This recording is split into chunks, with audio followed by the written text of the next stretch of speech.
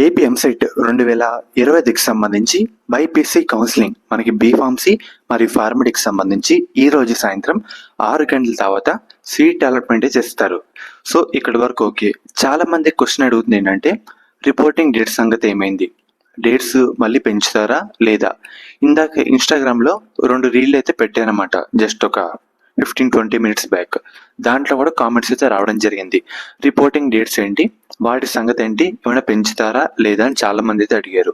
మనకి reporting dates విషయానికి వస్తే ఒకసారి మీరు ఇప్పుడు వెబ్సైట్ చూసుకున్నా ఇప్పుడు ఇంపార్టెంట్ డేట్స్ అనే కాలంలో మొత్తం ఎంటీ అయితే ఉంటుంది అన్నమాట. మనకి ఏంటంటే సీట్ అలాట్మెంట్ వచ్చిన తర్వాత రిపోర్టింగ్ డేట్స్ ఏంటి అండ్ అలాగే ఇదివరకు డీటెయిల్ నోటిఫికేషన్లో సెకండ్ ఫేజ్ సంబంధించి డేట్స్ అయితే ఉంటాయి. మొత్తం మనకి షెడ్యూల్ అయితే మారిపోయింది. Reporting dates, second phase dates మొత్తం కొత్త డేట్స్ అయితే ఇస్తారు.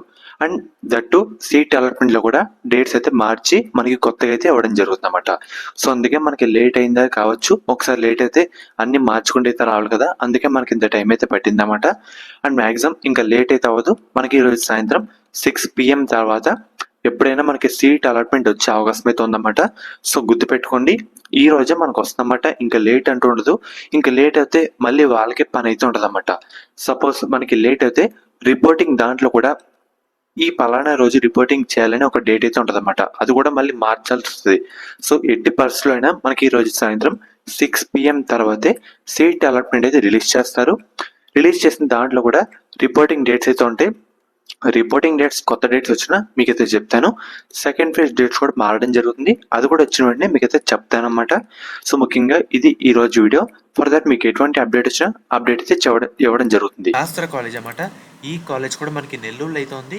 మెయిన్గా వీళ్ళు ప్రొవైడ్ చేసే కోర్సుల విషయానికి వస్తే కనుక బీఫార్మసీ, ఫార్మడీ మనకి గవర్నమెంట్ అందించే 38,000 ఫీజు రియంబర్స్మెంట్ కాకుండా 20,000 కట్టి మనం ఈ కాలేజ్లో జాయిన్ అయితే అవ్వచ్చు.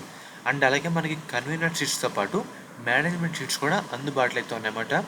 మనకి 100% ప్లేస్మెంట్ అసిస్టెంట్ అయితే మనకి ఈ కాలేజ్లో అయితే ఉంది.